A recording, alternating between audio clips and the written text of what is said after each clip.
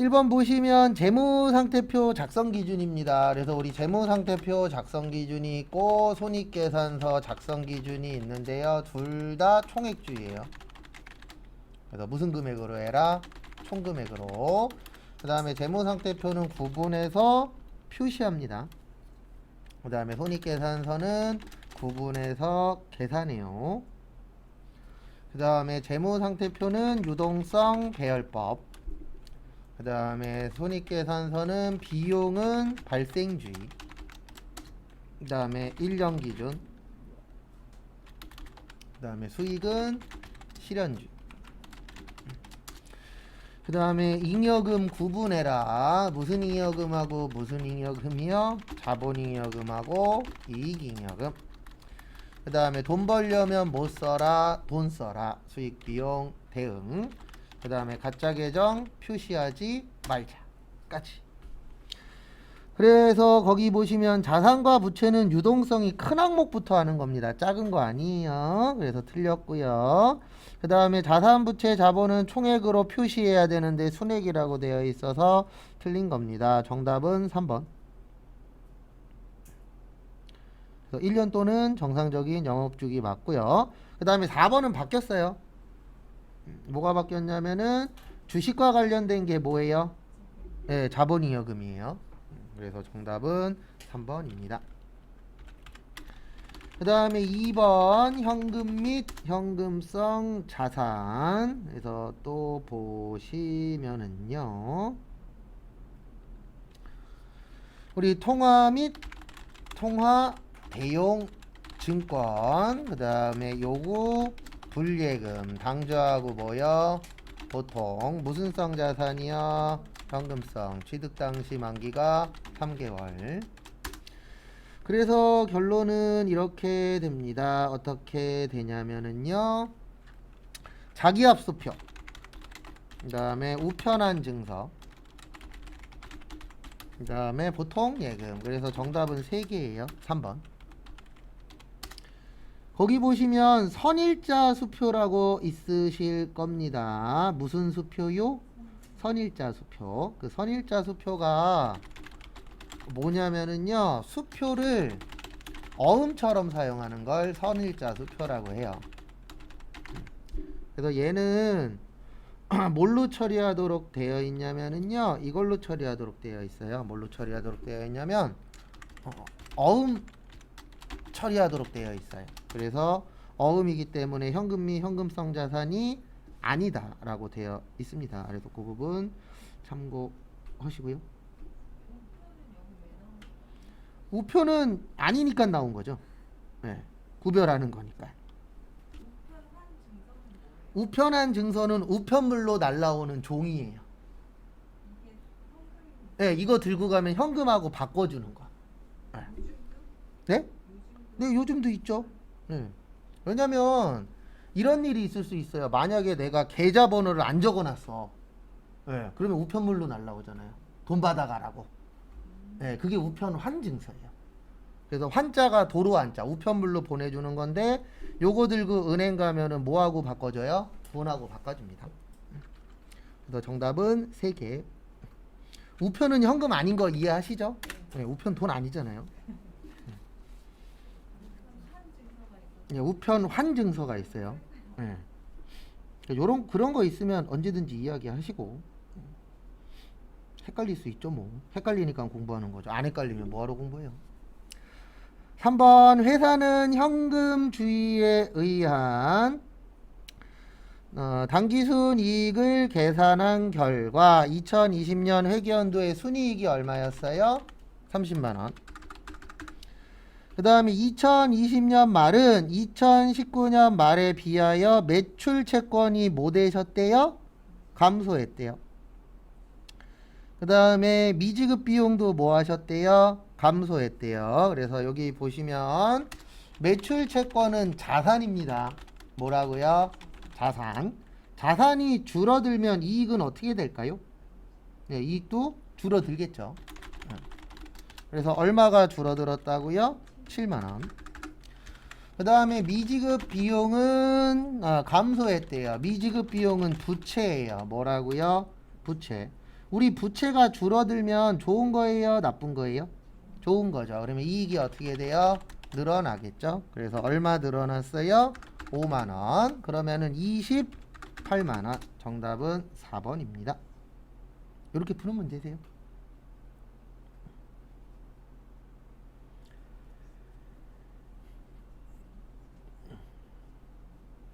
그 다음 것도 보시면은요. 그래서 3번 같은 경우에는 좀 헷갈릴 수 있어요. 왜냐하면 나올 때마다 명칭이 바뀌어요. 그래서 3번 같은 경우에는 좀 이해를 하셔야 맞출 확률이 올라가는 문제입니다. 그 다음에 또 다음 거 보시면은요. 4번 부채.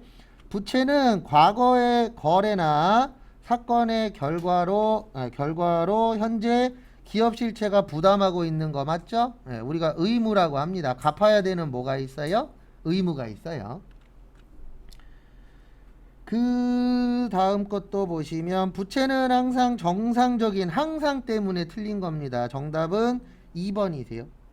왜냐면 이게 두 가지가 있거든요. 영업주기가 있고 1년 기준 이렇게 두 가지가 있어요. 그래서 저기 3번 보시면 1년 또는 영업주기라고 되어 있잖아요.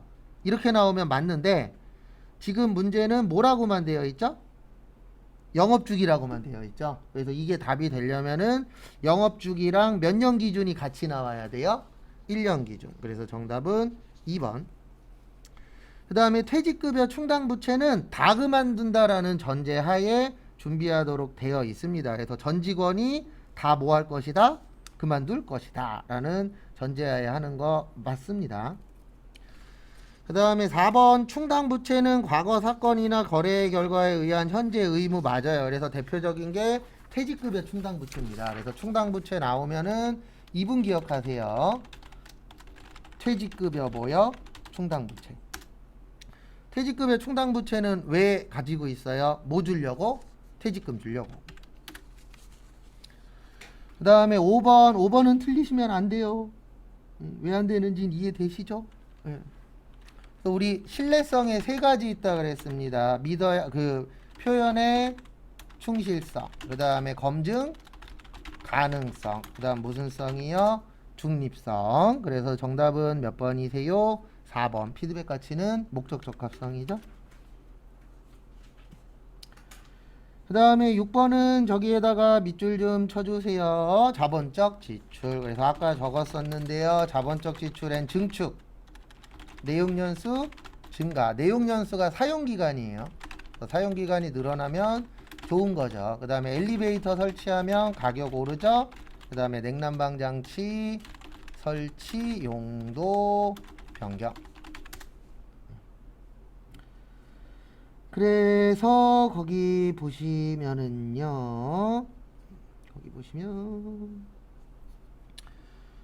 1번 생산능력 증대를 위한 증축 맞고요. 엘리베이터 맞고요. 철골 보강도 맞습니다. 정답은 4번이세요. 왜냐면 우리 수익적 지출에 원상 회복, 능률 유지, 페인트 칠 있어요. 그 다음에 유리창 교체. 그래서 도색이라는 게 뭐 하는 거죠? 페인트 칠하는 거죠. 그래서 정답은 몇 번이 되세요? 4번이 됩니다. 왜냐면 우리 칠한다 그래서 가격이 뭐 어마무시하게 올라가고 이런 건 아니잖아요. 그래서 정답은 4번. 그 다음에 7번은 저기에다가 밑줄 좀 쳐주십시오. 시산표. 그래서 시산표 나오면 제가 앞으로 이렇게만 적을 거예요. 차변은 대변.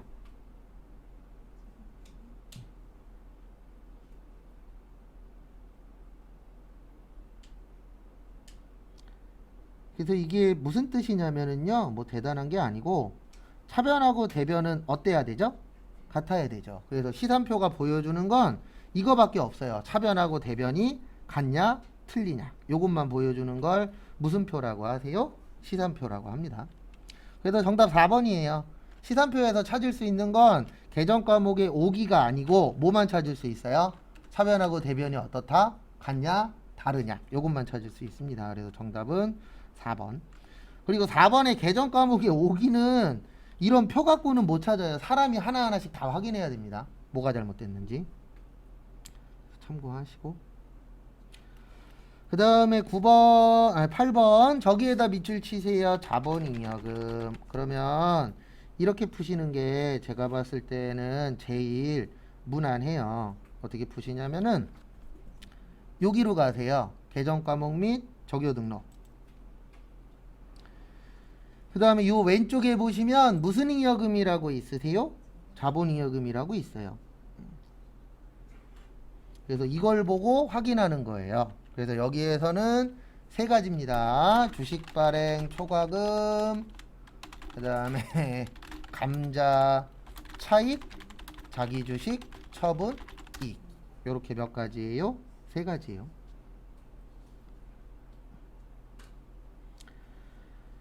결론은 그래서 또 같이 한번 보도록 하겠습니다. 8번 보시면 주식 발행 초과금 얼마 있어요? 30. 감자 25. 자기 주식 35. 그러면 얼마 나와요? 네, 100, 그 100이 아니고 90 나오죠? 그래서 정답은 2번.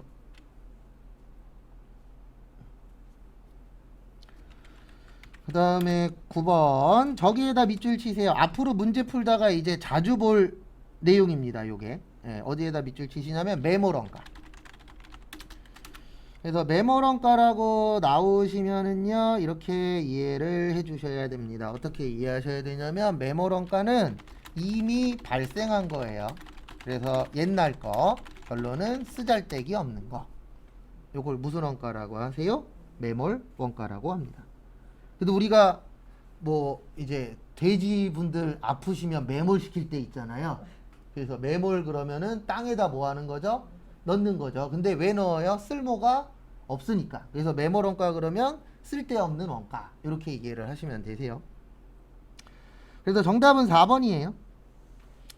그러니까 매몰 원가 나오면 과거 거 찾으시면 돼요. 언제 거요? 과거 거. 그래서 내가 과거에 얼마 주고 샀죠?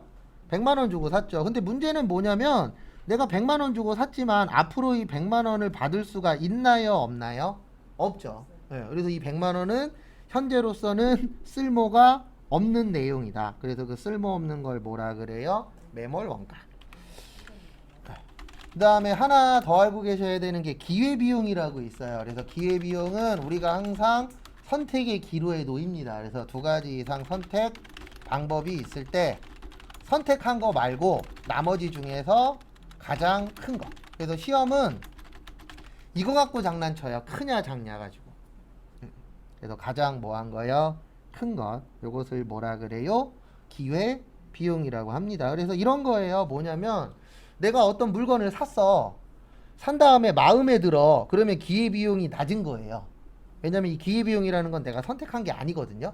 근데 내가 어떤 물건을 샀는데 돈 아까워. 이 생각이 딱 들면 그때는 기회비용이 높은 거예요.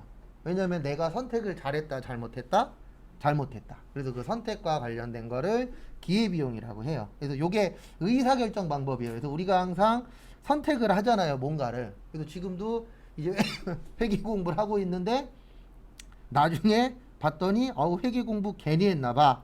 그러면 기회비용이 높은 거고, 그래도 회계 공부해서 나는 괜찮은 것 같아. 그러면 기회비용이 뭐 한 거예요? 네, 낮은 거고. 그래서 기회비용이 낮은 삶을 살아야 됩니다. 근데 그게 참 어려운 거긴 하죠. 그 다음에 10번에 일단 정답 4번이에요. 어저께인가 비슷한 거 있었어요. 네. 우리 보조부문 배부 방법에는 일단 세 가지가 있습니다. 우리가 외웠었던 건. 그래서 직접 배부법, 그 다음에 단계 배부법, 그 다음에 상호 배부법 있었죠. 예, 9번에 4번입니다. 왜냐면 100만 원은 쓸데없는 돈이잖아요, 현재로서는. 그래서 직접 배부법에는 세 가지가 있었습니다. 그 보조부문 상호 간의 용역수수 관계가 뭐 할 때요? 중요하지 않을 때. 그 다음에 단계는 배부 순서를 뭐 해라? 정해라. 직접 배부와 상호 배부의 무슨 단계? 절충 단계. 상호는 가장 정확, 계산은 복잡. 그래서 이제 이걸 가지고 한번 보시면은요. 보시면 1번 보조부문 원가를 다른 보조부문에는 배부하지 않는다라고 되어 있죠. 그래서 맞아요. 그래서 1번 맞고, 그 다음에 2번 단계배분법 보조부문 간의 원가 배분의 우선순위를 정하여 우선순위가 높은 거부터 맞아요. 그래서 순서 나오면은 무조건 무슨 배분법이에요? 단계배분법 참고하시고, 그 다음에 다음 거 보시면은요, 보조부문 간의 상호 관련성을 모두 고려하는 거 맞습니다. 정답은 4번이세요. 저기에다 밑줄 치세요. 변동원가하고 고정원가 이렇게 나오면 요걸 이중 배분율법이라고 해요. 그래서 이중이라는 게 기준이 몇 개인 거예요? 2개. 그 다음에 기준이 하나면은 단일 배분율이라고 보시면 됩니다.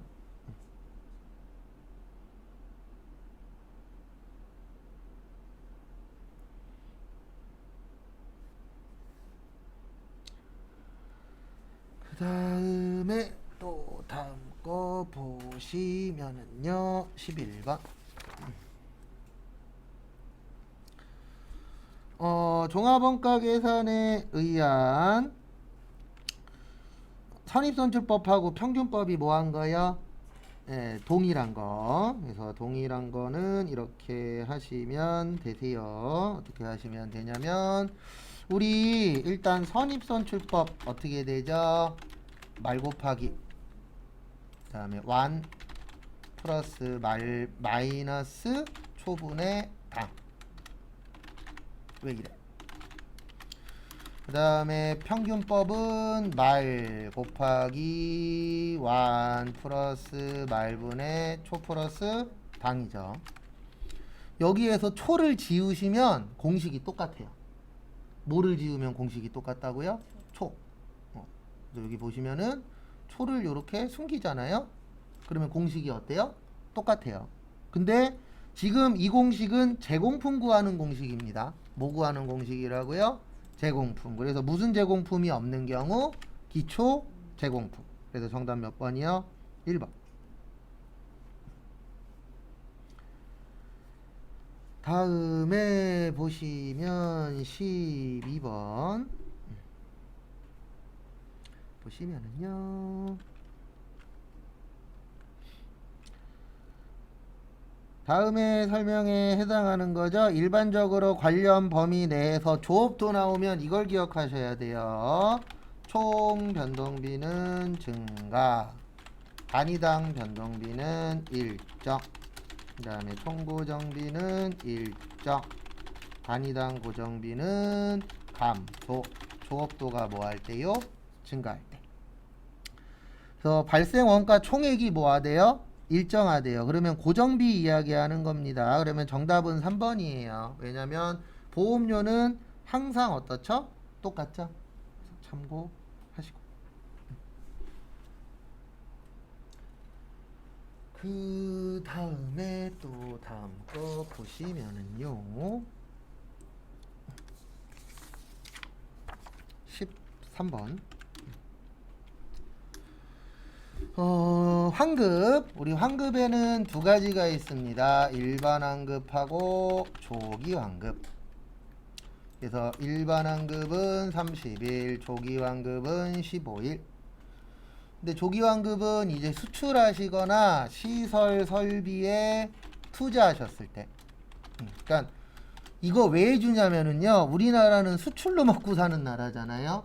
그 다음에 시설 설비 투자가 뭐냐면 뭐 공장을 짓는다던가 기계를 산다던가, 요렇게 하시면은 국가에서 혜택을 줘요. 근데 왜 혜택을 주냐면, 현재 우리나라의 가장 큰 문제는 두 가지잖아요. 총 세 가지긴 하지만 결혼율, 출산율, 취업률.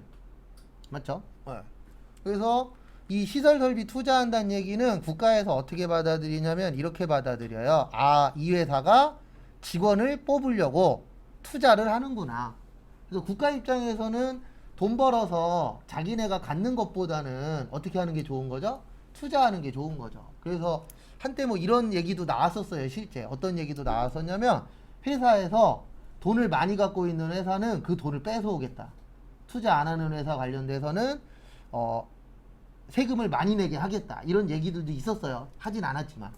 근데 왜 그러냐면 회사 입장에서는 돈이 많아야 돼요. 왜냐하면 이제 어떻게 언제 바뀔런지 모르잖아요. 그러면 그때 가지고 있는 돈을 가지고 써야 되고, 국가 입장에서는 회사에서 투자를 많이 해서 직원을 모아길 바라죠. 많이 뽑아주길 바라죠. 예. 이거는 어쩔 수 없는 거예요. 왜냐면 자기들 입장에서만 보는 거니까. 그래서 혜택을 주는 겁니다. 그래서 보시면 1번 15일 맞아요. 그 다음에 2번 보시면 조기환급 기간은 예정신고 기간 중 또는 과세기간 최종 3개월 중 매월, 그 다음에 2월, 3개월 마음대로 할 수 있습니다. 마음대로 신고가 가능해요. 왜냐면 혜택을 주는 거예요. 원래는 3개월에 한 번씩 신고하는 건데 이 조기환급을 해당이 되면은 매월도 가능하고 2달도 가능하고 3달도 돼요. 네 맘대로 하라고 되어 있어요. 근데 이건 안 돼요. 3월에서 4월 이건 안 돼요. 왜 안 되냐면 3월은 예정이고 4월은 뭐죠? 확정이죠. 예정 확정 섞는 건 안 돼요. 그 안에선 마음대로 해도 돼요. 예정 신고 안에서 한 달에 한 번 해도 되고 2달에 한 번 해도 되고 3달에 한 번 해도 되고 아니면 한 달, 2달 이렇게 해도 되고 마음대로 해도 되는데 예정하고 확정이 섞이는 건 안 됩니다.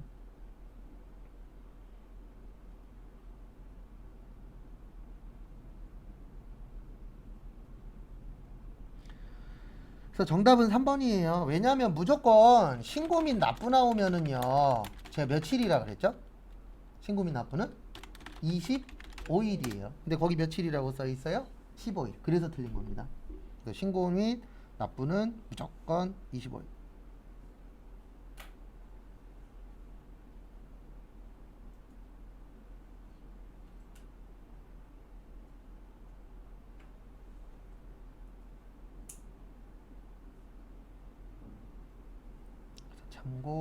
참고하시고요.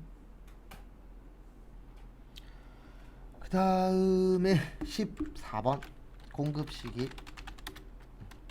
수출은 선적일 기준이라 그랬습니다. 무슨 일 기준이라 그랬어요? 선적일. 근데 거기 기적일이라고 있죠? 선적일은 배에 싣는 거고요. 기적일은 비행기에 싣는 거예요. 그러니까 둘 다 싣는 겁니다. 근데 선적 그러면은 배에 싣는 걸 이야기하고 기적 그러면은 어디에다 싣는 거예요? 비행기. 그래서 1번 맞아요. 정답은 2번입니다. 무인 판매기는 무인 판매기에서 현금을 인치하는 때예요. 그러니까 돈 꺼낼 때. 왜냐면 우리가 지금 배우고 있는 게 부가가치세잖아요. 부가가치세는 간접세입니다. 그래서 내 돈으로 내는 거예요? 남의 돈으로 내는 거예요?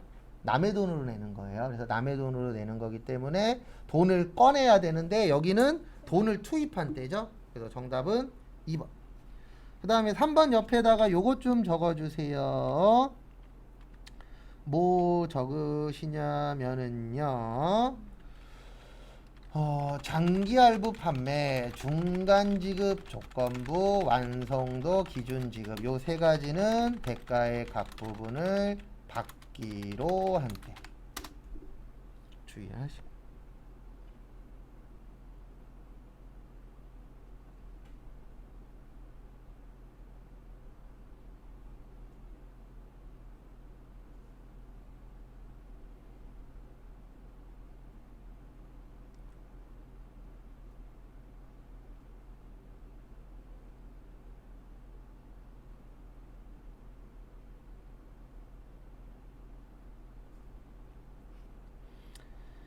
그 다음에 보시면은요.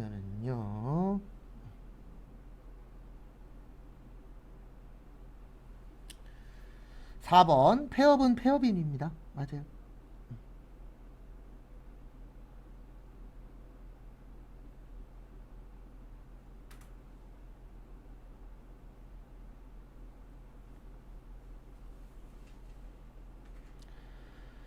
다음에 15번 영세율. 정답은 2번이에요. 그놈의 항상 때문에. 우리 영세는 영세율, 세금, 계산서, 그 다음에 내국, 신용장, 로컬, LC, 구매, 확인서. 근데 거기는 뭐라고 되어 있죠? 항상이라고 되어 있죠. 면제 아닙니다. 이거 잘 나와요. 은근 답으로. 그래서 정답은 2번이세요.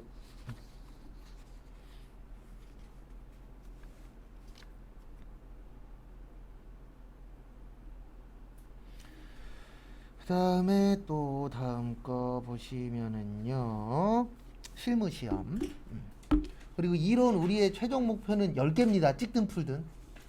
근데 이거 알고 계셔야 돼요. 실기 다 맞는 것보다 이론 10개 넘기는 게 더 어려워요. 거짓말 안 하고. 네. 그래서 제 개인적인 생각은 이렇게 푸세요. 다음 주에도 이제 계속 이렇게 풀 건데 다음 주는 근데 제가 풀어드리는 속도가 조금 더 빨라요. 왜 그러냐면 제가 풀어드리는 것보다 여러분들이 많이 푸는 게 더 중요해요. 그래서 제가 좀 다음 주에는 좀 더 빨리 풀 건데 다음 주에는 이렇게 풀어보세요. 실기 먼저 하세요. 그리고 이론 시간 모자라 찍어버리면 되잖아요. 무슨 얘기인지 이해되시죠? 그리고 실기 다 맞으면 합격인데 이론 다 맞으면 합격 아니에요. 저희 시면 70점 이상 합격이잖아요. 그러면 실기 다 맞으면 합격이고 이론은 다 맞아도 합격이 아니에요. 그러면 어쩔 수 없이 배점이 뭐한 거 먼저 풀어야 돼요? 높은 거. 그리고 확률상 이쪽이 점수가 더 잘 나와요. 그래서 대부분 어떻게 붙냐면 이론 한 8개 정도 맞아요. 그리고 실기에서 한 55점 정도 맞아요. 55점 이상. 그렇게 해도 붙을 확률이 더 높아요. 근데 간혹가다 있어요. 이론 잘하시는 분들. 네, 시험지 주고 그 다음에 그날 시험지 가지고 나올 수 있어요. 네, 시험지 가지고 나올 수 있고 그날 그 8시에 가다반이 떠요. 저녁 8시? 네, 저녁 8시. 그러면 저녁 8시에 가다반 보고 채점하면 붙었는지 떨어졌는지 대충은 알아요. 근데 이런 분들이 있어요. 65점에서 75점 사이는 뚜껑을 열어봐야 알아요. 왜냐면 입력을 잘못해서 맞을 수도 있고 입력을 잘못해서 틀릴 수도 있어요. 실수가 있어요. 네, 그래서 역전된 적이 있어요. 73점인 줄 알았는데 69점으로 떨어지신 분 있고 66점인 줄 알았는데 72점으로 붙은 사람이 있어요. 근데 이러면 그냥 편안하게 계시면 돼요. 50점 나왔어. 그래 깔끔하게 떨어진 거고 80점 나왔어. 그럼 80점이 60점으로 될 일은 거의 없어요. 뒤에 게 점수가 많아서. 근데 시험은 아무도 몰라요. 그리고 떨어지더라도 가서 보고 떨어지는 게 후회가 덜 돼요. 왜냐면 이것도 있거든요. 내가 만약에 이번에 떨어지면 다음에 또 봐야 돼. 그러면 이게 시험장 가서 저는 무조건 보라 그래요. 떨어지든 뭐하든. 왜 그러냐면 이제 앞으로 또 다른 시험을 볼 수도 있잖아요. 아니면 이 시험을 또 볼 수도 있고 아니면은 더 위의 급수를 공부해서 볼 수도 있어요, 없어요? 있어요. 그러면 내가 한 번이라도 겪어본 거랑 안 겪어본 거랑 차이 있어요, 없어요? 있어요. 커요, 그거. 그래서 종종 수업 때 그런 거 물어보시는 분도 있어요. 아우, 저 면접 보러 가야 되는데 어떡하죠? 그러면 전 무조건 가라 그래요.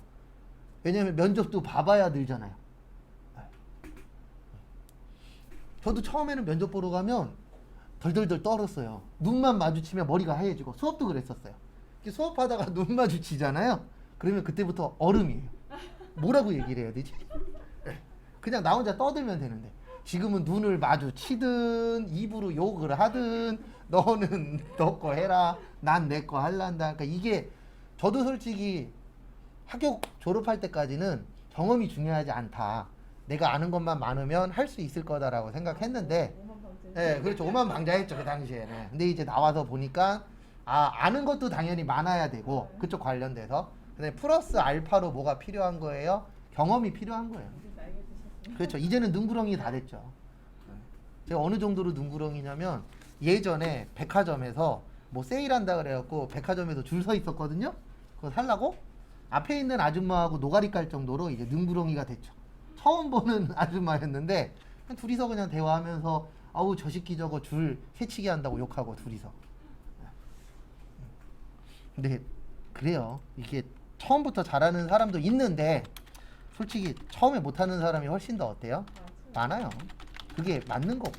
그래서 경험이라는 게 절대 나쁜 거, 그러니까 진짜 뭐 범죄 이런 거 아니면 한 번씩 경험해 보는 것도 어때요? 좋아요. 그래서 거래처 등록 들어오시고요. 어디 갔냐? 350번에 주스마일.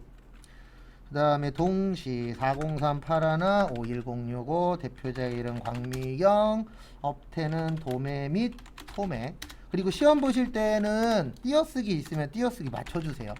이것도 없으면은 벌써 탈락이에요? 이거는 맞다 틀리다라고 그 누구도 얘기를 할 수가 없어요. 예. 그래서 제일 좋은 건 시험 때는 똑같이 맞추세요. 왜냐면 이거는 협회에서 맞다 틀리다라고 얘기한 적이 없어요. 그래서 되도록이면 띄어쓰기는 맞춰주시고 시험이니까.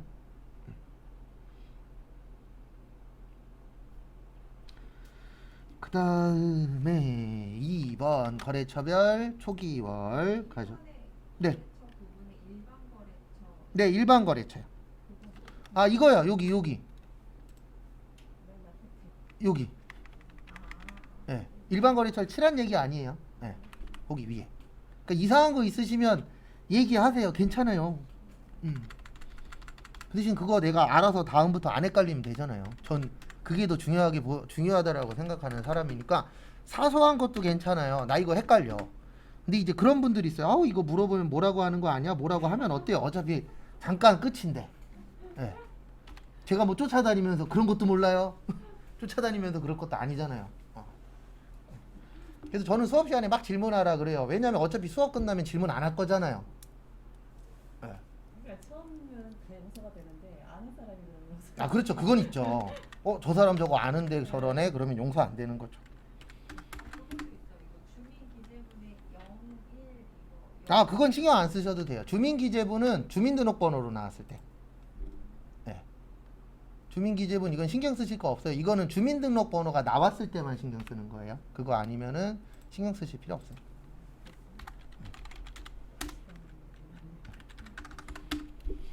요거 넣는 건 그렇게 어렵진 않죠. 그리고 이거 아셔야 됩니다. 내가 조금씩 이해하면 이해할수록 뭔가가 눈에 들어와요. 네, 눈에 들어오고. 예. 그러면 골치 아파져요.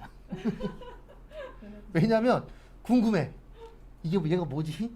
그냥 물어보세요. 제가 아는 거 안에서는 다 알려드릴 테니까. 그 다음에 3번은 저기 보시면 제조원가예요. 그러면 이렇게 됩니다. 원가명세서, 손익계산서, 잉여금 처분계산서, 재무상태표. 그래서 제일 먼저 어디로 가세요? 원가명세서. 그래서 밑에다가 교육 훈련비 150. 그 다음에 뭐 적어요? 단기제품 제조 원가 적으세요. 얼마예요? 75150 적으시고, 그 다음에 두 번째 어디로 가세요? 손익계산서로 가세요. 그래서 여기 제품 매출 원가 가셔서 여기를 얼마로 고쳐요? 75150. 그 다음에 누구 적어요? 단기순 이익 13230. 그 다음에 잉여금 가셔서 여기를 얼마로 고쳐요? 13230. 그 다음에 미처분 이익 잉여금 가셔서 51120. 그 다음에 마지막으로 재무상태표 가셔서 2월 이익 잉여금을 51120 안 뜨면 끝. 되셨습니까? 요 문제는 순서가 중요합니다. 그 다음에 문제 2번 일반전표. 네. 거래처별 초기월 아까 했어요. 네. 이거 뭐 특별히 설명드릴 거 없잖아요. 네. 뭐 아까 이야기하면서 다 해버렸어요 저는.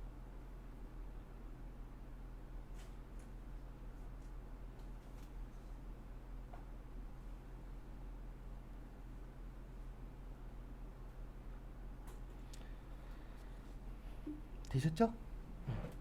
그 다음에 또 다음 거 보시면은요.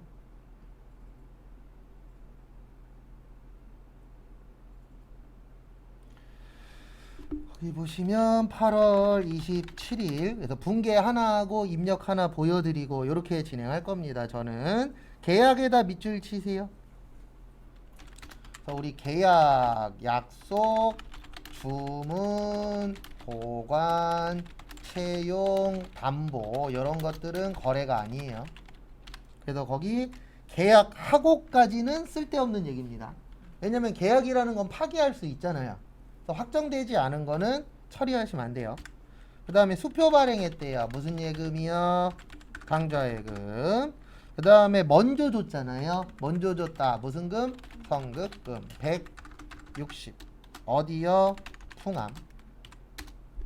그래서 입력은 이렇게 하시면 됩니다. 8월 27일 가서 차변의 성급금 풍암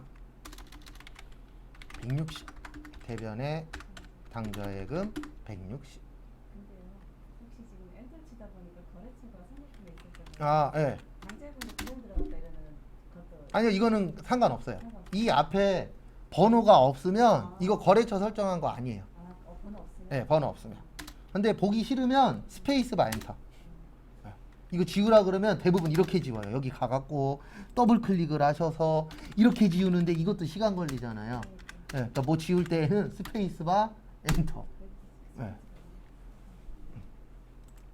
사소한 거라도 물어보세요. 괜찮아요. 그런 거 알려드려야 제가 돈 버는 사람이니까. 제가 맨날 그래요. 어떤 분 보면 아우 저번에 물어봤는데 또 기억 안 나요. 여러분들이 다 기억하시면 저 같은 사람은 굶어 죽어야 돼요. 맞잖아요. 학교 선생님도 만약에 한 번 가르쳐주면 다 기억해. 그럼 다 굶어야 돼요. 요거 잘 기억하시고, 그 다음에 9월 17일 그리고 일반 전표까지 하고 잠깐 쉴게요. 한 5분만. 네, 당사는 안동에 지급할 외상 매입금 2,500만 원이 있었대요. 그래서 외상 매입금 2,500. 왜 차변이에요? 부채에 뭐요? 감소. 항상 그거 하시고, 그 다음에 보통 예금 2,000 쓰면서 머릿속에서 자산의 감소야. 그 다음에 면제 받았잖아요. 그럼 이렇게 하는 거예요. 여기에다가 면제라고 쳐봐요. 그럼 뜨잖아요. 뭐요? 채무 면제. 그러니까 이런 운도 좀 있어야 돼요. 시험장 가서 나 이거 몰라. 근데 쳤더니 있네. 그렇죠. 원래 그렇게 푸는 거예요. 근데 합격을 하려면 이런 운도 몇 개 붙어야 돼요. 절대로 내 능력 갖고만 100% 붙겠다 그러면은 시간 투자를 진짜 많이 해야 되고, 제가 봤을 때 시험은 운이 좀 있어야 돼요. 또 알아요? 어저께 본 거에서 다 나올지. 시험장 갔는데 아무도 모르니까. 거래처에 쭉 안동 초이선 상관없어요. 예, 상관은 없어요. 그래서 좋은 방법은 아닌데 이건 이제 시험 볼 때만 쓰는 방법이에요. 시험장 갔는데 거래처를 넣어야 될지 말아야 될지 모르겠어. 그럼 다 넣어버리세요. 네, 헷갈리면. 근데 헷갈리는 것만. 제가 꼭 다 넣으라 그러면 막 보통 예금에도 넣고 이러시는데 그렇게 하라는 얘기가 아니고, 시험장 가서 문제 푸는데 얘 거래처 넣어야 되는지 말아야 되는지 헷갈리는 거 있어요? 없어요? 있죠. 걔는 그냥 넣어버리세요. 감점 안 돼요. 그 코드 나왔는데 네, 코드 나와도 돼요. 그렇다고 해서 다 넣으라는 얘기는 아닙니다. 헷갈릴 때. 네, 헷갈리는 것만. 제가 이 얘기하기 제일 힘든 게 뭐냐면, 꼭 이 얘기하면 그럼 전 다 넣을래요. 시간 가요. 네, 우리한테 시간이 그렇게 아주 넉넉한 시험이 아니잖아요. 자동으로 넣어주면 되지 않아요? 네, 그건 상관없어요. 그건 감점 안 돼요. 그건 제가 해봤어요. 그리고 제가 얘기하는 건 다 임상실험이 끝난 거예요. 그리고 제가 얼버무리는 건 임상실험을 못한 거예요. 그렇다고 해서 본인이 하지 마시고, 예전에 있었어요. 한 분 하지 말라는 것만 해갖고 저한테 나중에 와서 그 얘기 하시더라고요. 하지 말라는 거 했다 떨어질 뻔했다고. 아니 왜 하지 말라는 걸 하냐고. 있어요. 간혹 가다가 그 뭐라 그래야 되나, 도전 정신이 투철하신 분들. 그러다 시험 또 봐야 됩니다. 그 다음에 3번은 두 가지 기억하셔야 돼요. 자본금, 주식 발행수 곱하기 액면가액, 보통주하고 우선주. 그 다음에 유가증권에 두 가지 있어요. 주식하고 사채를 발행하거나 처분하는 경우에는 비용 쓰시면 안 됩니다. 그래서 이익 나면 이익에서 빼고, 손해 나면 손해에다가 더해라. 이거 어려운 문제예요. 참고로. 참고로 지금 풀고 있는 6개 중에서 제일 어려워요.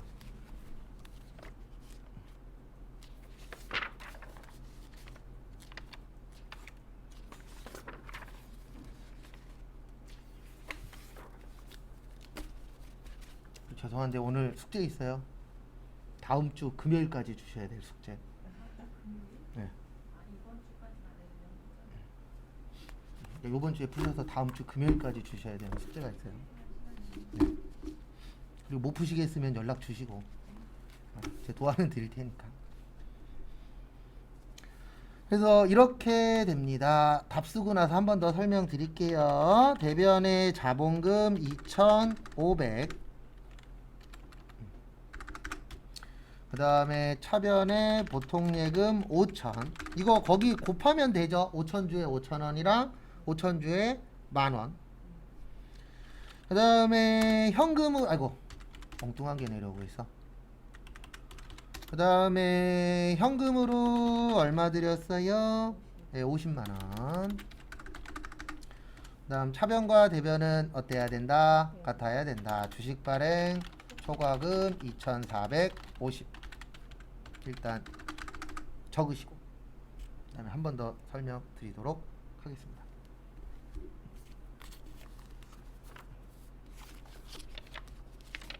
그리고 공부 관련돼서 힘들고 어려우신 거 있으면 언제든지 이야기하세요. 가만히 혼자 끙끙대봤자 답 안 나와요. 그런 거 도와드리려고 제가 있는 거니까.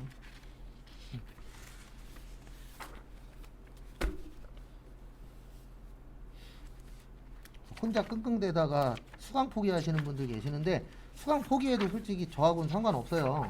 제 월급에서 뭐 까지고 그런 건 아니니까. 근데 드린 시간이 아깝잖아요. 그러니까 뭐가 문제인지 이야기하면 거기에 맞춰서. 예전에 그런 분도 있었어요. 아우 저는 회계 안 하고 컴퓨터 공부할래요. 그럼 저기 앉아서 컴퓨터 공부하라 그래요. 왜냐면 나와서 멍 때리고 있는 것보단 그게 낫잖아요. 그거 뭐 얘기한다 그래갖고 뭐 본인한테 마이너스 될 얘기를 제가 하는 것도 아니고. 그래서 앞에 보세요. 내용은 이렇게 되는 겁니다. 이거는 이해를 하셔야 돼요. 2,500만원짜리 5,000만원에 발행하면 얼마 이익이죠? 2,500만원 이익이죠. 근데 여기 보시면 돈 쓴 거 비용 처리하시면 안 돼요. 이익 나면 이익에서 뭐 하라고요? 네, 그래서 2,500에서 50만원 빼는 거예요. 그러면 이익은 얼마가 되는 거예요? 2,450. 그래서 이 주식에서 이익 나는 걸 뭐라 그러냐면 주식 발행 초과금. 그 다음에 주식에서 손해보는 거 뭐라 그래요? 주식 할인 발행 차금. 왜냐면 손해본 상태에서 돈을 더 쓰면 손해가 늘어나잖아요. 그 다음에 이익 난 상태에서 돈을 쓰면 이익이 줄어들죠. 그래서 저 예전에 알던 형이 로또 2등 된 적이 있었어요. 아니다, 로또 3등. 네, 로또 3등이 됐는데 그때가 로또 제일 많이 팔린 연도였거든요. 그때 3번인가 4번 2월 돼서 그때 전 국민들이 거의 다 한 장씩 샀다라고 얘기할 정도로 로또가 난리 난 적이 있었어요. 원래 로또 3등이 평균 몇백 되거든요. 근데 그 형이 술값으로 100만 원을 썼어요. 얼마나 당첨됐는지. 60만 원. 마이너스 40이 된 거죠. 확인도 안 하고 기분 좋으니까 3등 됐다 그래갖고 사람들 다 모아놓고 술을 퍼먹였는데 나중에 봤더니 마이너스가 됐다라는 아이고. 전설이 있었죠. 기분이 좋아서. 그렇죠. 그것도 사실 어렵죠. 당첨. 그 3등 당첨 확률 낮죠. 그래서 기분만 냈다가 마이너스 됐죠. 그 다음에 12월 8일은 저기에다가 밑줄 치세요. 저 출장. 출장 나오면 두 가지예요. 출장 갈 때는 가지급감. 그 다음에 갔다 와서 정산하면은 여비, 교통비. 그러니까 이게 회계도 그렇고 대부분 모든 공부들이 정형화되어 있어요. 그래서 뭐 나오면 뭐 이렇게 정해져 있잖아요. 그래서 이분 출장비 중에서 125만 원 썼죠? 쓴 거는 여비, 교통비. 얼마요? 125만 원. 그 다음에 현찰로 얼마 갖고 오셨어요? 25만 원. 그 다음에 가실 때 얼마 갖고 가셨다고요? 150. 누가 갖고 갔죠? 홍길동. 네, 왜냐면 거기 가로 때문에. 가로 없으면 안 적어도 돼요. 근데 거기 가로에 뭐라고 쓰여 있죠? 그렇죠. 이게 홍길동 쓰란 얘기. 안 적으면 틀리죠. 이렇게 나왔을 때는. 네. 그래서 항상 지문 진짜 잘 봐야 돼요. 왜냐면 저희 시험은 장난칠 게 지문밖에 없어요. 그래서 장난을 좀 심각하게 쳐요. 그래서 과거에 무슨 얘기를 제일 많이 들었냐면 회계 시험이에요, 국어 시험이에요. 예.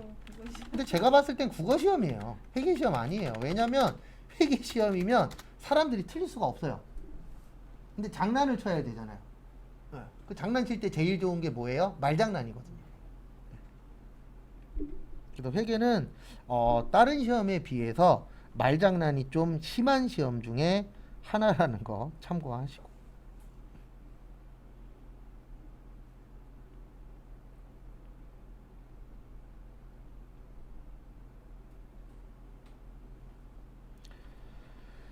그 다음에 12월 10일 거기에다 밑줄 치세요. 저기 첫 번째 줄 끝에 직원부담분, 마지막에 복리후생비. 우리 직원이 내는 세금 뭐라 그랬죠? 예수금이에요. 무슨 금이요? 예수금. 41만 2,500원의 반이니까 20만 6,250원. 그래서 직원이 내는 세금은 무조건 예수금이에요. 그 다음에 어디 갔냐? 현금으로 41만 2,500원. 그 다음에 나머지는 500번대 복리 후생비 12만 3,750원. 그 다음에 800번대 복리 후생비 12만 3,750원. 맞죠? 거기 복리 후생비로 처리하라 그랬잖아요. 공유생비를 500번대, 800번대로 나누고. 왜냐면 거기 제조, 예, 제조하고 뭐라고 써 있어요? 관리. 그럼 나눠야죠, 무조건. 저는 예수금. 예수금도 나누셔도 상관없는데 예수금은 어차피 똑같은 거니까 같이 쓰시고, 예, 이거 나눴다 그래서 틀리진 않아요. 예. 800번대, 500번대, 네. 800번대 꼭 나눠. 그렇죠. 이건 나눠야죠. 왜냐면 제조가 5, 관리가 뭐요? 잠시만요. 아이고 금액 잘못 썼구나. 죄송합니다. 82,500원. 근데 어쨌든 500번대, 800번대 나눠야 돼요. 네. 제 금액 잘못 봤네요.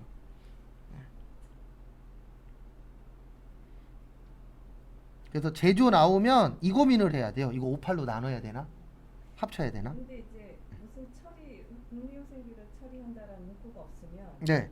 어떻게 처리? 그래도 복리후생비예요. 그래도 공유생비. 예. 근데 요즘엔 줘요. 옛날엔 안 줬어요. 그래서 예전엔 안 줬는데 요즘에는 웬만하면 주십니다. 시험이 좀 바뀌어갖고. 그렇죠. 헷갈리죠. 그래서 예전엔 외웠었어야 돼요. 근데 요즘에는 100번 나오면 100번 다 줘요. 그 다음에 12월 18일은 요번 시험에 나올 확률이 아주 낮지만 공부는 해야 되니까 거기 보시면은요.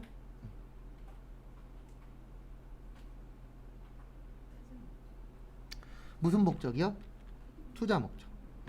그래서 투자 목적이면 투자 부동산이에요. 그래서 이럴 경우에는 여기에다가 투자 나오면 이렇게 치는 거예요. 뭐라고 쳐요? 투자. 그러면 투자 부동산. 그래서 설명을 좀 드릴게요. 우리 그 토지하고 건물 있잖아요. 요게 투자 목적이거나 아니면은 비영업용이라고 나올 때가 있어요. 그러면은 투자 부동산이고요. 토지나 건물이 영업용이라고 나오면 토지 건물이에요. 그래서 차이가 좀 있다라는 거. 그 부분은 참고를 좀 해주십시오.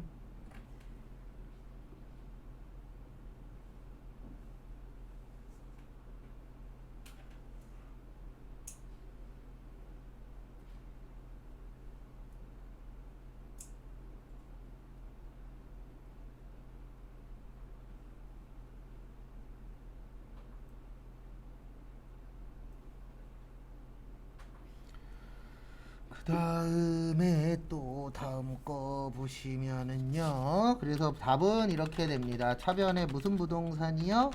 투자 부동산 4억 7천.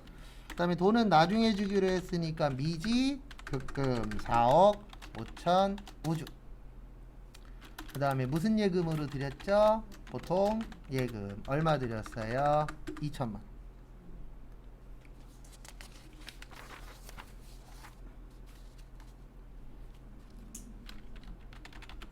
쭉 할게요. 좀 쉬려고 그랬는데 쭉 풀어야 다 풀 것 같으니까.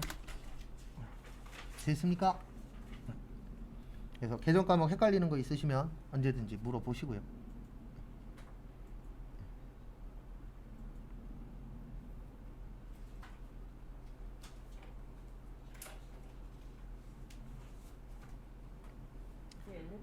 훨씬 나는 소리네.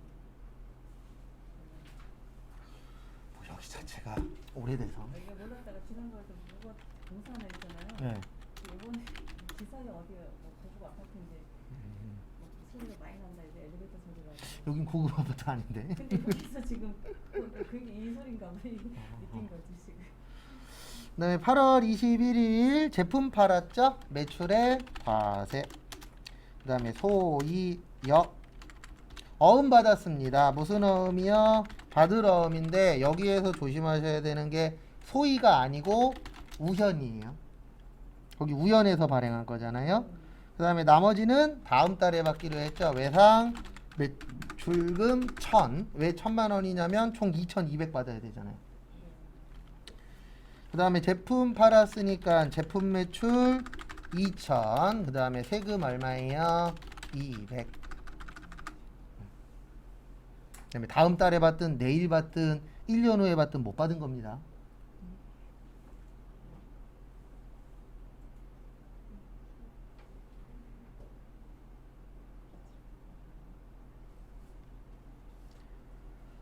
되셨죠? 그 다음에 이제 입력 보여드릴게요. 여기 잠시만 보세요. 여기에서 조심하셔야 되는 건 하나밖에 없어요. 뭐냐면 나머지는 똑같으니까 그냥 넣으면 되는데 요게 문제예요. 뭐가 문제냐면은 여기 보시면 전자는요, 분계는 혼합 잡고 차변의 바드러움이었잖아요. 여기 보십시오. 여기 보시면 소위 유통이 아니고 뭐였어요? 우연이었죠. 그러면 여기에 가셔서 여기 밑에서 뭐라고 치세요? 우연. 이거 안 바꿔주시면 틀려요. 그래서 이거는 언제만 바꾸는 거냐면 거래처가 달라질 때. 우린 지금 소위 유통하고 거래했잖아요. 근데 이 돈은 누구한테 달라 그래야 돼요? 우연한테 달라 그래야 돼요. 이럴 경우에는 꼭 별도로 적어주셔야 됩니다. 그래서 참고하시고. 근데 전자세금 계산서에 어디는 외상으로만 나고 어디는 미수금이라게 이거 갑자기 빨리 볼 때는 제품이 외상 매출금인데 갑자기 미수금으로 갔어. 아, 그거 구별하는 게 이제 사람이 해야 될 거죠. 그러니까 이게 네. 헷갈리게 문구를 그렇게 적었고. 아, 왜냐면 외상 매출금이 될 수도 있고 미수금이 될 수도 있으니까. 이라고 만드신 거죠. 처음 만드신 분이. 그러니까 뭐든지 다 처음 만든 사람이 어떤 마인드로 만들었냐, 요게 중요한 거예요. 어디든 외상만 들어가. 그렇죠. 어디는 또 미수금만 들어가. 그 헷갈리게 다시 생각을 하면 되는데. 그 다음에 10월 11일. 근데 우리나라 시험 자체가 누가 빨리 처리하냐, 누가 빨리 하냐, 이 싸움이라. 그럴 때 여러분 그냥 그 문구 쓰더라고요. 그렇죠. 그 다음에 10월 11일은 미국에 소재한 필립스의 제품을 3만 달러에 직수출했습니다. 그래서 매출의 수출 필립스. 대변의 제품 매출, 그래서 3만 달러 곱하기 1,200원, 3,600. 그 다음에 3개월 후니까 못 받았죠. 외상 매출금. 여기에서 주의하셔야 될 점은 하나. 뭐냐면 제가 분명히 요거 조심하시라 그랬습니다. 엔터를 하라 그랬어요. 이동하실 때. 왜냐면 엔터 치시다 보면은 여기 이렇게 내려오죠. 네, 그래서 여기에서 수출이니까 몇 번이요? 1번. 저희는 1번하고 3번밖에 안 써요. 영세율은 영세 쪽은 1, 3번만. 네, 분계는 혼합 잡고 차변의 외상 매출 끝. 그 다음에 11월 7일은 저기에다 밑줄 치세요. 2000cc. 몇 cc요? 2000cc. 그러면 이렇게 하시면 됩니다. 어떻게 하시면 되냐면은요, 어디 갔냐, 저거. 불공. 그래서 접대비 업무하고 관련 없는 거, 비영업용, 소용, 승용, 차. 몇 cc는 제외요? 1000cc 이하 제외, 경차 제외, 면세 관련 비용 토지 더하기 세금 계산서.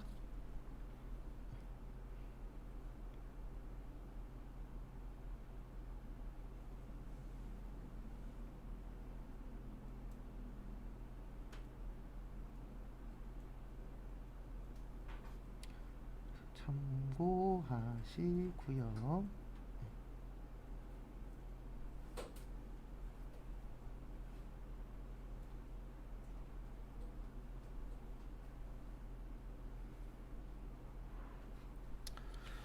그래서 11월 7일 날 매입의 불공, 그 다음에 전진역 차변의 차량 운반구 2420. 그래서 꼭 알고 계셔야 되는 게 불공은 뭐 한다? 합친다. 그 다음에 대변의 보통 예금 2420. 근데 입력할 땐 나누는 거예요. 요 위에 칠 때에는. 네, 상단에는. 왜냐면 상단은 여기 써 있잖아요. 뭐라고 써 있어요? 공급가액이라고. 네. 그래서 유형은 불공, 품목은 자동차. 그리고 꼭 개별 소비세 과세 대상 자동차 이렇게 쓸 필요 없어요. 품목은 짧게 쓰세요. 시험 보실 때에는. 그 다음에 공급가액은 2200에 220. 안 쓰고 넘어갔어. 아니요, 써야 돼요. 그 다음에 전진. 그 다음에 전자는 여, 붕괴. 그 다음에 여기 꼭 설정하셔야 돼요. 불공제 사유. 사유 뭐예요? 비영업용, 소형, 승용차. 그 다음에 붕괴는 혼합 잡고, 차변의 차량, 운반구, 대변의 뭐요? 보통 예금.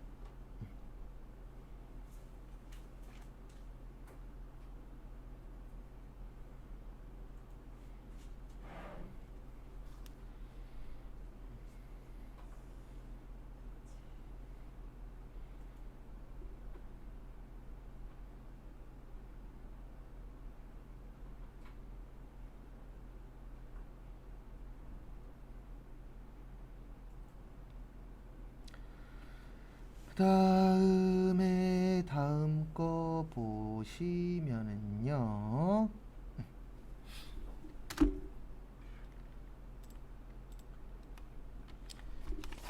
자, 11월 17일 소비자 오미자 씨에게 제품을 팔았습니다. 매출의 현과 그 다음에 오미자. 거기 보시면 가로에 거래처를 뭐 할 것? 입력할 것 보이세요? 그게 이거 쓰란 얘기예요. 오미자. 네. 그러니까 이제 풀면 조금씩 보여요. 그래도 기출문제는 무조건 많이 풀어야 돼요. 근데 제가 장담할 수 있는 건 저희 시간 안에서 제가 전국에서 탑3 안에 들어갈 자신은 있어요. 문제 많이 푸는 걸로. 네. 근데 왜 그러냐면 대부분 예전 선생님들이라 앞에 칠판 쓰세요. 칠판 써서 2시간에 하나를 못 풀어요. 저 셀프 얘기 잠깐 들었다가 하였다 했잖아요. 그 목소리도 안 들렸어요. 나이 드신 분이. 아, 근데 이쪽은 나이 드신 분들이 많아요. 그러니까 저보다, 그러니까 제가 지금 40대인데 30대 강사 보기가 제일 어려운 수업 중에 하나가 회계 강사예요. 많지 않아요, 30대들이. 대부분 저보다 연배분들 한 50대 이상, 그러니까 50대 중반 이상이 제일 많아요. 왜냐면 부기 선생님들. 네, 부기 선생님들이 너무 많아요. 그리고 사업계 이런 고등학교가 없는 거지. 지금요? 있어요? 있긴 있죠. 그 전문 뭐 저기. 참고로 저는 남자 상고. 지금은 남자 상고는 없어요. 네, 전 남자 상고 나오고 네, 전문대 나왔는데 어쨌든 연배들이 좀 너무 많으세요. 근데 그럴 수밖에 없는 게 이쪽이 뭐 떼돈을 버는 것도 아니고 대부분 IT 선생님들이 많지. 네, 회계 선생님은 많이 없어서. 그래서 제 목표는 저기 60까지만 일하는 건데 60 이상 가정하지 않을까. 저 아시는 분은 70대 중반까지 수업했었어요. 요즘은 60대도 이제 많아. 그래서 저는 이 직업이 떼돈은 못 버는데 그냥 저냥 괜찮아요. 왜냐면 강사 풀이 너무 좁아서. 제가 저희 학원에도 가끔씩 이제 제가 야간 수업 못 하거든요. 그러면 다른 데에서 이제 수업하시는 분들 오시는데 저보다 나이 어린 선생님 한 편도 못 봤어요. 제가 뭐 다른 데에서 수업할 때에도 회계 수업하면서 저보다 나이 어린 선생님은 한 번도 본 적이 없어요. 다 나보다 막 20살 많고. 이건 해결만 잘하면 될 게 아닐 것 같아요. 아, 이거 골치 아파요. 저는 조금 위에 것도 공부해봤었는데 남 가리킨다라는 게 쉽지 않죠. 요즘 또 비대면하는 것 때문에 강의하는 분야도 연필도 이용하잖아요. 수업에서. 근데 뭐 깨끼대로 사는 거죠 뭐.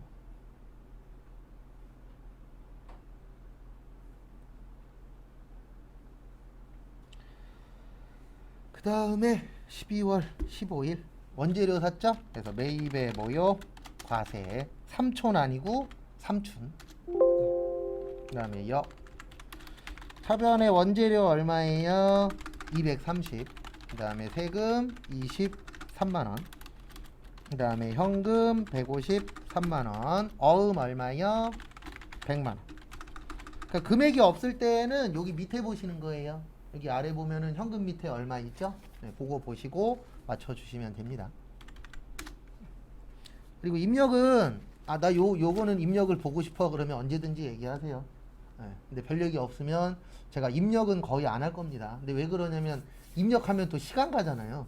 입력할 줄 아는데. 근데 헷갈리는 거는 번호라던가 날짜 이야기해 주시면 제가 보여드릴게요. 그 다음에 카드로 사셨죠? 네, 매입의 카과 크리스마스 기념으로 사셨나봐요. 날짜 보니까. 그 다음에 차변의 비품 600. 그리고 이거 진짜 조심하셔야 돼요. 포함으로 나올 때 있고 별도로 나올 때 있거든요. 이거 진짜 조심하셔야 돼요. 왜냐면 660에 66만 원이 될 수도 있잖아요. 그런 거 항상 주의하시고요. 그 다음에 대변의 카드죠. 미지 급금 660. 무슨 카드요? 삼성카드.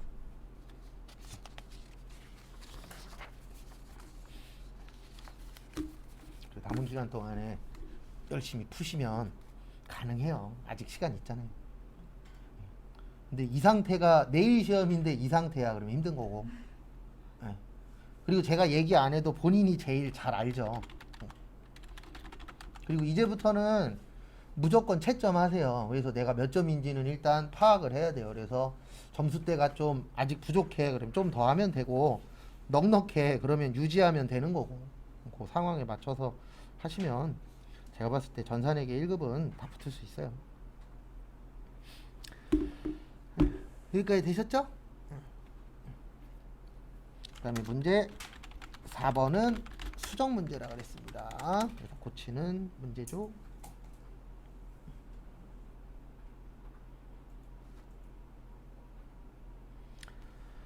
그래서 8월 17일 보시면은요, 모두 답한다로부터 구매한 복사기를 보통예금에서 이체하고 일반전표에서 상품으로 회계 처리하였으나 사실은 사무실에서 사용할 목적으로 구입하고 지출 증빙용 현금 영수증을 발급받은 것으로 확인되었다. 회사는 이를 비품으로 처리하고 매입세 공제를 받았대요. 그래서 결론은 분계 다시 하라는 얘기죠. 그래서 현금 영수증이니까 매입에 뭐예요? 현과. 자, 이 문제는 이겁니다. 보여드릴 건데 일반 전표 삭제하고 매입 매출 전표 뭐 하라는 얘기예요? 입력하라는 얘기죠. 그래서 일단 삭제 먼저 하러 갈게요. 일단 분계하고 삭제할게요. 그 다음에 모두 판다. 전자는 필요 없고 차변에 상품이 아니고 뭐라고요? 비품. 비품이 200. 그 다음에 세금 얼마요? 20. 그 다음에 돈은 뭘로 드렸대요? 보통 예금. 일단 적으시고.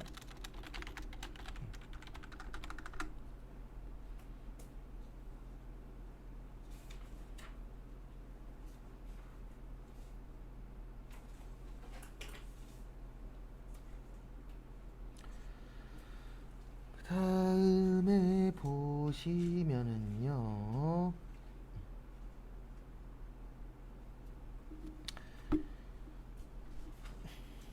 이렇게 하시면 될 것 같습니다. 여기로 들어오세요. 일단 일반 전표 오셔서 몇 월 며칠이세요? 네, 8월 17일이죠.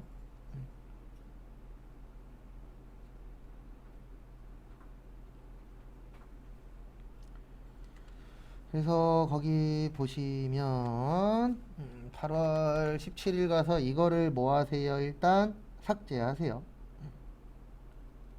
삭제하시고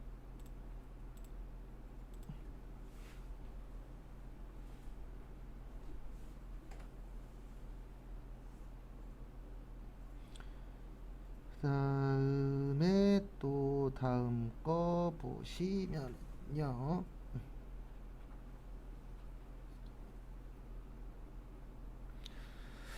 그 다음에 메인 매출 전표 가셔서 몇 월 며칠이요? 8월 17일.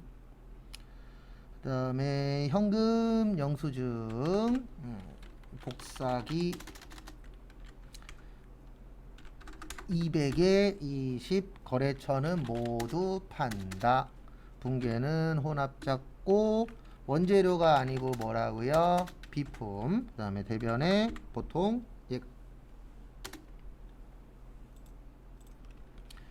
그 다음에 8월 25일 보통예금 계좌에 입금된 2,500만 원을 전액 외상매출금의 회수로 회계 처리하였으나 8월 25일 현재 마산의 외상매출금 잔액을 초과하는 금액은 조기 상환한 거래요. 그러면 이렇게 됩니다. 차변의 보통예금 2,500. 그 다음에 대변의 외상매출금은 얼마만 인정돼요? 1,500. 어디요? 마산. 그 다음에 나머지는 어음 갚은 거래요. 돈 받았으니까 무슨 어음이요? 받을 어음. 얼마요? 1,000만 원. 여기도 마산. 그러니까 이거는 해석을 좀 잘 하셔야 돼요. 말이 좀 헷갈릴 수 있게 나왔기 때문에. 그래서 외상매출금을 초과하는 금액. 네. 그래서 넘긴 금액은 뭘로 받았다? 어음으로 받았다가 되는 겁니다.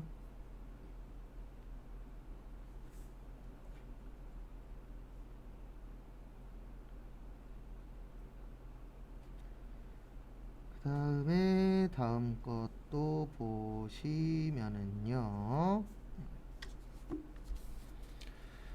문제 5번은 무조건 결산입니다. 그래서 결산 보시면은요.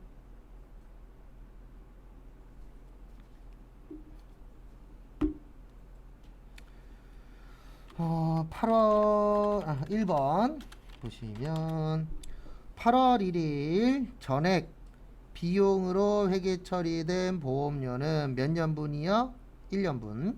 그 다음에 단기분과 차기분. 일단 저기에다 밑줄 치세요. 비용. 제가 어떻게 하라 그랬죠? 감소시키라 그랬어요. 뭐 시키라 그랬어요? 감소. 그 다음에 자산부채 자본일 때는 올해 거 적고, 그 다음에 수익 비용일 때는 언제 거 쓴다고요? 내년 거. 그래서 일단 비용의 감소니까 우리 비용의 감소 어느 변이라고 했었죠? 대변이에요. 어느 변이라고요? 대변.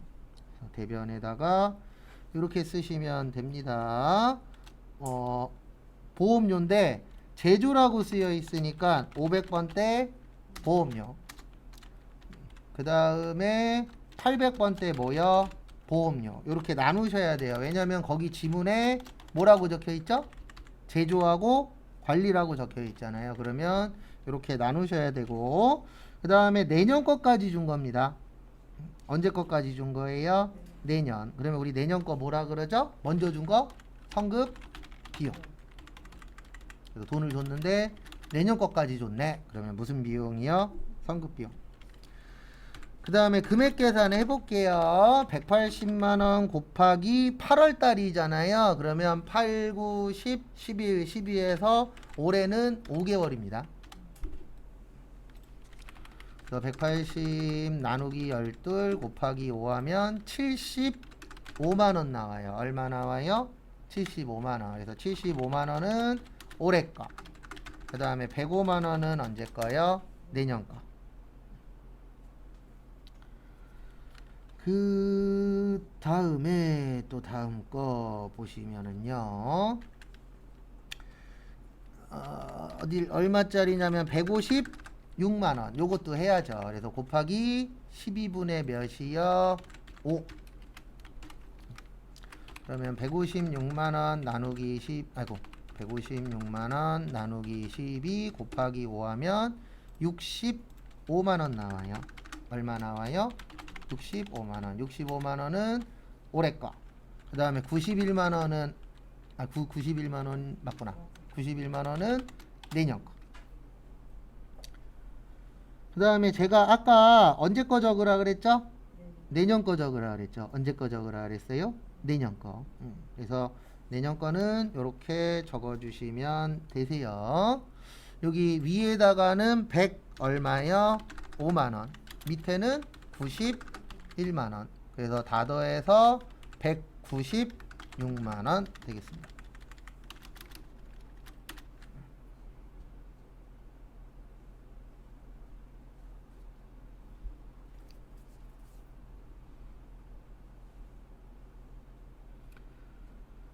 그 다음에 두 번째 거에서 날짜 계산 잘 하셔야 돼요.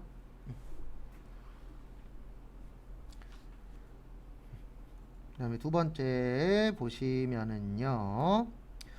실제 현금이 장부상 현금보다 50만원 뭐 하시대요? 네, 50만원만큼 많아서 11월 11일에 현금과부적으로 처리했대요. 저기에다 밑줄 치세요. 많아서.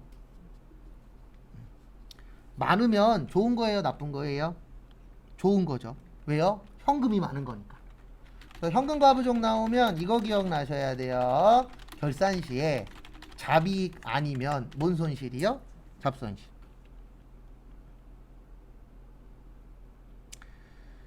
그래서 이렇게 됩니다. 현금 과부족은 50만원 있었어요. 얼마 있었어요? 50. 그 다음에 외상 매출금은 얼마 회수하셨대요? 30. 영진. 그 다음에 나머지는 찾았다 못 찾았다? 못 찾았다. 그러면 회사 입장으로서는 20만원은 못 찾았는데 많았으니까 좋은 거예요? 나쁜 거예요? 좋은 거죠. 네, 그러면 잡이익 잡손실? 잡이익. 그래서 잡이익 얼마요? 20. 그래서 거기 지문에 보시면 거래처를 입력할 것 있으시죠? 이거 얘기한 거예요. 영진 넣어라. 근데 이런 것 좀 안 했으면 좋겠어요. 솔직히. 왜냐면 이런 거 나오면 오히려 더 헷갈려 하시더라고요.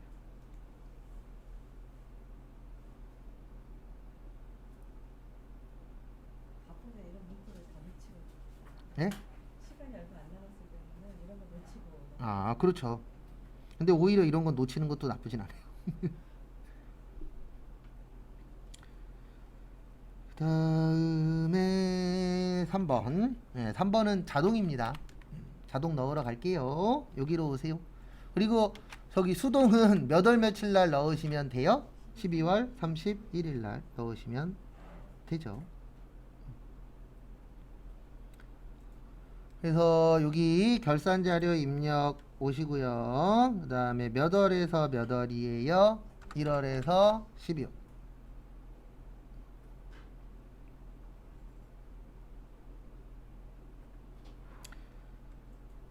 그 다음에 컨트롤 F 감가 치면은 이렇게 나와요. 500번대 감가상각비.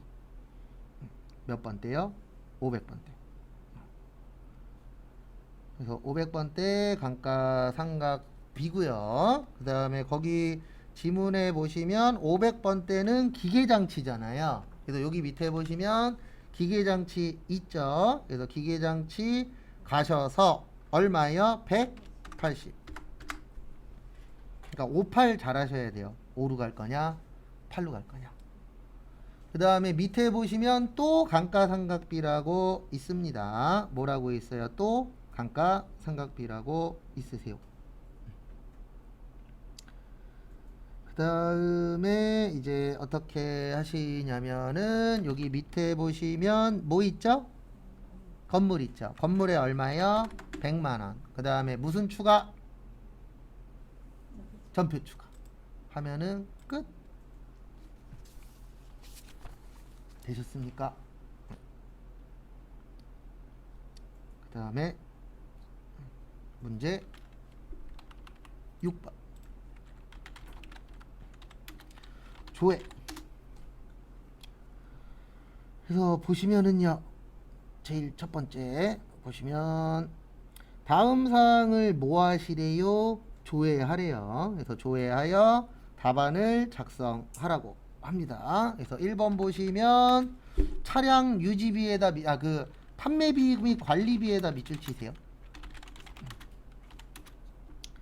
이거를 뭐라 그러냐면 계정 분류라 그래요. 그래서 계정 분류 나오면 무슨 표요? 월계표.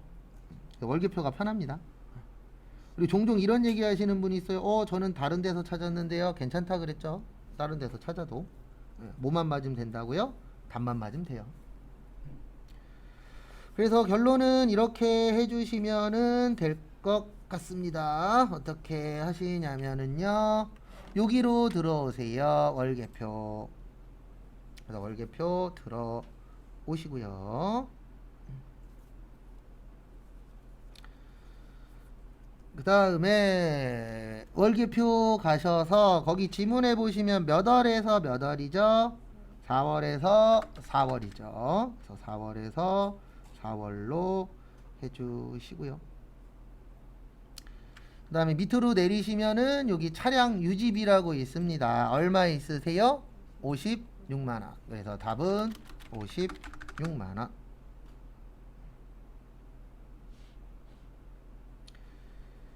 그 다음 거 또 보시면은요, 다음 거 보시면 두 번째 거래처 나왔죠. 거래처 나오면 거래처 원장.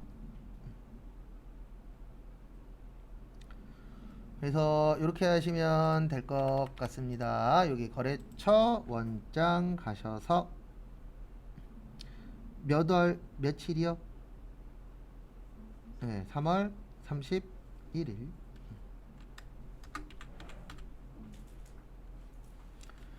그 다음에 또 3월 31일 외상 매출금. 그 다음에 거래처 이름 모르죠? 그럴 때는 뭐만 치면 되세요? 엔터만 치면 됩니다. 그 다음에 잔액이 가장 뭐한데요? 큰데 주유민. 그래서 주유민. 그 다음에 금액은 얼마세요? 5,070만원. 5,070.